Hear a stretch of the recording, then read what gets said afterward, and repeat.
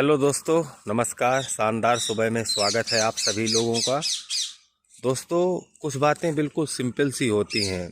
अगर उनमें हम अपना कंट्रोल करना सीख गए तो समझ लीजिए हमारी आधी से ज़्यादा समस्याएं हमारी बिल्कुल ख़त्म हो जाएंगी। जब हम बदले की भावना में जीने लगते हैं दोस्तों, हमें पता चलता है कि कोई हमारे बारे में बुरा बोल रहा है, कोई हमारे सामने ही हमें बुरा बोल देता है, तो हम मन में वो डाल लेते हैं, मन में ये पाले रहते हैं कि इसने मुझे बुरा बोला है, इसने मेरे बारे में समाज में कहीं बुरा बोला है, मैं भी इसको बुरा बोलूँगा, मैं इसको नीचा दिखाऊंगा। जब तक हम रिवेंज की भावना में जीते हैं, तब तक हमारी जो ऊर्जा होती है बिल्कुल निचले स्तर पर जाने लगती है। और दोस्तों, निचले स्तर की ऊर्जा कभी भी एक इंसान को सफल बना ही नहीं सकती। ये ऊर्जा ऊर्ध्वगामी होनी चाहिए, ऊपर की तरफ उठना चाहिए।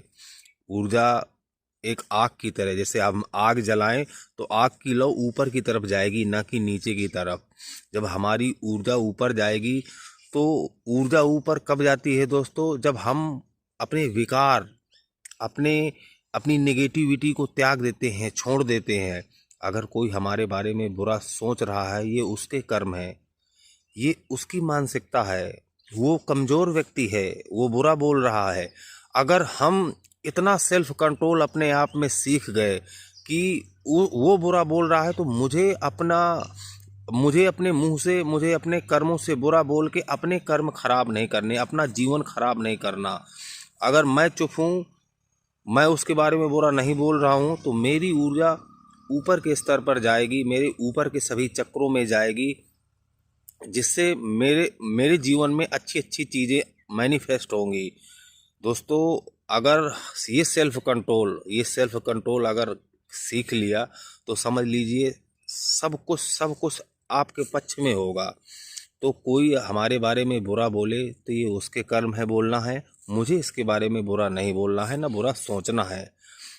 भगवान इसका भला करे, कल्याण कल्याण करे, ये ज़रूर बोलना है।